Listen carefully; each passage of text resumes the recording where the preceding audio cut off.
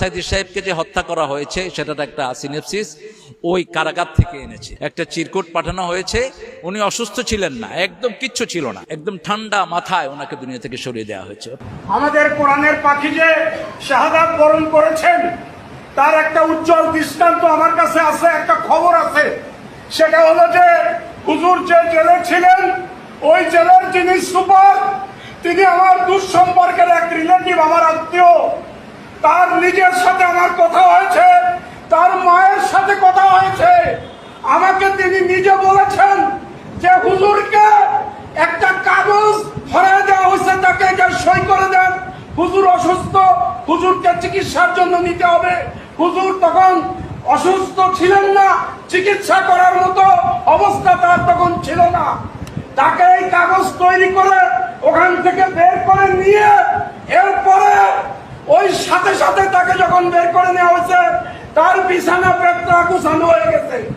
এইটা গুছাইছে, গুছানোর পরে ওই ব্যক্তি তার মাকে বলেছে, তার মা আমাকে বলেছেন যে আমার ছেলে বালিশে মুখ গুজে টুকরে কেঁদেছেন বাইরে এসে, অর্থাৎ হুজুরকে বিদায় দেওয়া হয়েছে চিরজীবনের মতো এই জেলখানা থেকে। তার মানে পরিকল্পিতভাবে হুজুরকে হত্যা করা হয়েছে, হুজুরকে হত্যা করেছে। আসলে আল্লামা সাইদি সাহেব না হলে আমার হয়তো এক্সিস্টেন্স হতো না। আমার জীবনের বহু স্মৃতি একদম 1976 থেকে আমি ওনার সাথে জড়িত। 1976-এ নারায়ণগঞ্জে যখন তিনি মাহফিল করেন, আমি তখন তার ক্লাস 3 ছাত্র। তিনার কোলে বসে আমি একটা নাত পড়েছিলাম। তিনি আমাকে 5 টাকা দিয়েছিলেন উপহার। তখন 5 টাকা অনেক দামি। আমি মাহফিলও গিয়েছি ওনার কোলে করে। এবং ওনার আব্বা দিয়েছিলেন 10 টাকা, ইউসুফ সাইদি। উনি থাকতেন এই শামীমের শ্বশুরবাড়ি। শামীমের শ্বশুরবাড়ি কিন্তু পিছনে পাবনা ভিলা।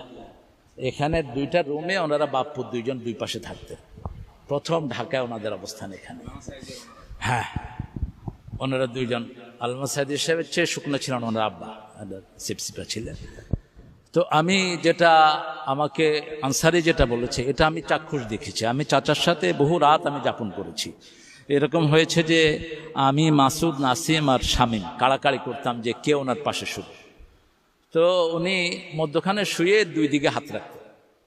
এরপরে রাত্রে দেখতাম উঠে গেছে সেখান থেকে। ঢাকার প্রথম বাসা ছিল ইস্কাটনে, সেখানে আমাদের অনেক সময় কেটেছে। তো যেই কথাগুলো মুক্তার ব্রিফলি এনেছে সবগুলো চিন্তাই তার মধ্যে ছিল, এবং এত গোছানো মানুষ আমার জীবনে আমি দেখিনি। ওনার এখানে একটা ডেস্ক ছিল, সেটা হলো পার্লামেন্টারিয়ান ডেস্ক।